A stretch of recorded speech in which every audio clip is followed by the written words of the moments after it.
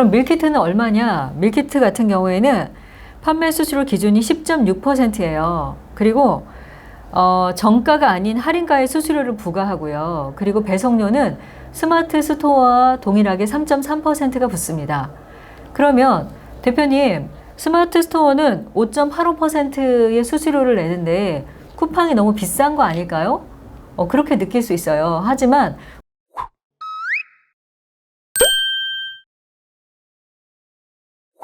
반갑습니다. MN컨설팅 연구소 김상미 대표입니다. 제가 약간 이렇게 상태가 좀 안 좋아요. 이유 중에 하나는 10월 28일부터 11월 말까지 박사 논문 마지막 심사 기간이라 여러분 제가 잘 통과할 수 있게 기도해 주십시오. 이참에 공지 하나 하겠습니다. 죄송한데 11월 한 달은 더 나은 서비스를 위해서 MN컨설팅 연구소에 현재 신규 컨설팅을 다 쉬도록 하겠습니다. 12월부터는 좋은 모습으로 찾아뵙도록 하겠습니다. 하지만 여기서 중요한 건 유튜브는 계속됩니다. 왜냐하면 실제로 유튜브는 실시간으로 업데이트되는 많은 좋은 정보들이 있다 보니까 지속적으로 제가 여러분에게 재능 기부하도록 하겠습니다. 오늘은 정말 중요한 팁을 하나 알려드릴 건데요. 밀키트 온라인 창업에 있어서 스마트 스토어와 쿠팡 중에 어디로 가야 하냐? 라는 거를 놓고 고민하는 분들이 있어요. 근데 더 중요한 건 뭐냐면 쿠팡에도 창업해요? 라고 하는 분들이 더 많을 것 같아요. 그래서 실제 쿠팡에서 여러분이 밀키트를 가지고 창업하거나 아니면 좀 쉽게 얘기하면 내 제품을 스마트 스토어에만 올렸었는데 이제는 쿠팡 마이샵에도 올려서 팔 수 있다 라는 거에 대한 팁을 오늘과 그리고 다음 시간까지 연결해서 제가 여러분에게 알려드리도록 하겠습니다. 우선 쿠팡은 2020년 12월 기준으로 기업 가치가 55조였어요. 근데 네이버는 63조였습니다. 이렇게 봤을 때는 네이버가 훨씬 더 큰 회사고 좋은 회사 같은 느낌이 있죠. 저희가 회사 구조에 대해서는 잘 모르니까. 그런데 재밌는 건 뭐냐면은 실제 코로나 이후에 신선식품과 냉동식품은 어디서 구매합니까? 라고 소비자를 대상으로 조사를 했더니 신선식품은 1위가 쿠팡, 압도적인 1위고요. 그리고 마켓컬리, 이마트몰, ss.com 그리고 네이버 쇼핑이 5위를 했습니다. 다시 말해서 쿠팡이 신선식품 구매하는 곳에서는 압도적인 1위인 거죠. 그럼 두 번째, 냉장식품은 어디가 가장 많이 팔았냐? 라는 거에 대한 데이터를 조사해 보니까 1위가 압도적으로 쿠팡이고요. 2위가 마켓컬리, 3위 이마트몰, 4위가 네이버 쇼핑이었어요. 이거는 상당히 많은 시사점을 주고 있는 데이터예요. 뭐냐면 쿠팡이라는 곳을 통해서 샛별 배송을 통해서 많은 사람들이 공산품을 살 것이다. 아니요, 공산품뿐만 아니라 모두 사요. 밀키트도 구매하고 있다는 거죠. 신선식품이나 HMR, 저희가 HMR은 즉석 조리식품이라 그래서 데워 먹거나 여러분이 일부 히팅, 뭐 데우거나 녹이거나 뭐 볶거나 조리해서 먹을 수 있는 이런 것들도 사실은 쿠팡이 압도적으로 1위를 하고 있다. 그럼 저희는 어디로 가야 돼요? 쿠팡으로 가야겠죠. 근데 실제 쿠팡이 답일까? 아닐 수 있어요. 뭐냐면 나의 여건에 따라서 그리고 나의 소비자가 누구냐에 따라서 쿠팡으로 갈 거냐 네이버 스마트 스토어를 유지할 것이냐 라는 걸 결정하셔야 합니다. 이 쇼핑몰별로 특징들이 있어요. 그 특징을 비교해 가면서 한번 여러분이 우리 집 밀키트는 어디서 파는 게 더 효과적일까? 라는 것들을 선택해 보시기 바랍니다. 첫 번째 비교할 항목은 수수료 부분입니다. 쿠팡과 실제 스마트 스토어의 수수료가 어떻게 다른지에 대해서 한번 이야기해 드리도록 하겠습니다.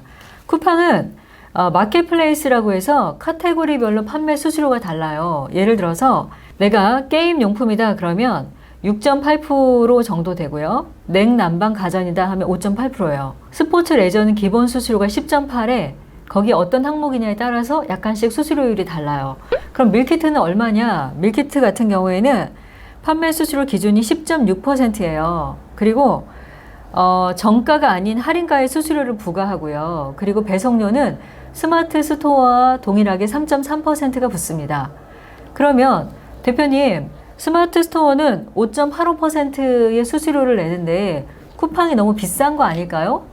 그렇게 느낄 수 있어요. 하지만 쿠팡 같은 경우도 마이샵이라는 게 있어요. 마이샵 같은 경우에는 판매 수수료는 제로인데 실제 마이샵을 운영하는 수수료, 이용하는 수수료가 3.5%이다 보니까 판매 수수료를 3.5%다라고 이해하시면 될 것 같아요. 그런데 단순하게 스마트 스토어와 이 마이샵의 수수료만 가지고 채널을 선택하는 것은 굉장히 위험합니다. 두 번째 같은 경우에는 네이버 스마트 스토어와 그리고 쿠팡에 있는 마이샵의 꾸미기, 다시 말해서 보여주는 비주얼적인 부분에 차이점들이 있을 수 있어요.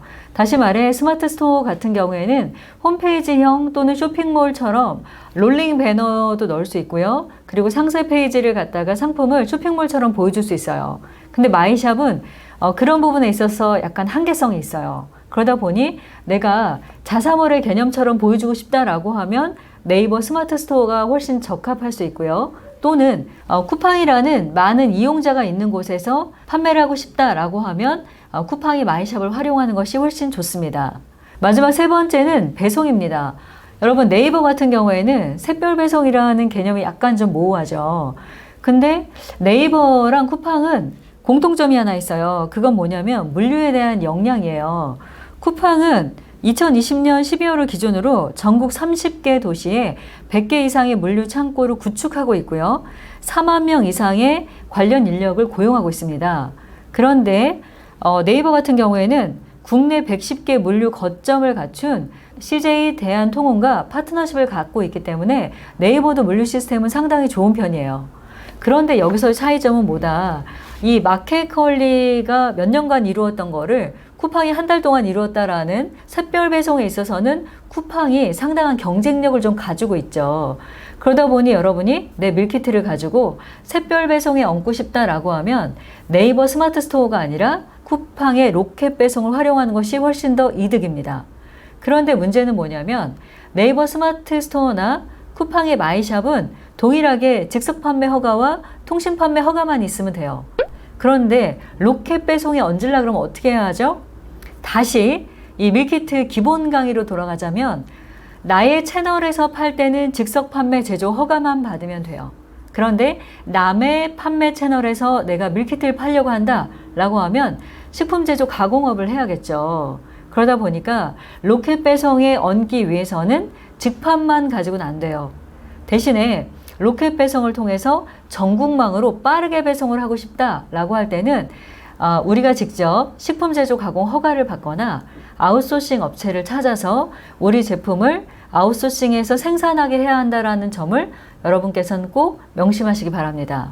오늘은 밀키트 온라인 창업, 다시 말해서 온라인 판매를 어떻게 할 것인가에 대해서 쿠팡과 네이버라는 두 가지 채널을 가지고 여러분에게 제가 자세한 안내를 해드렸고요.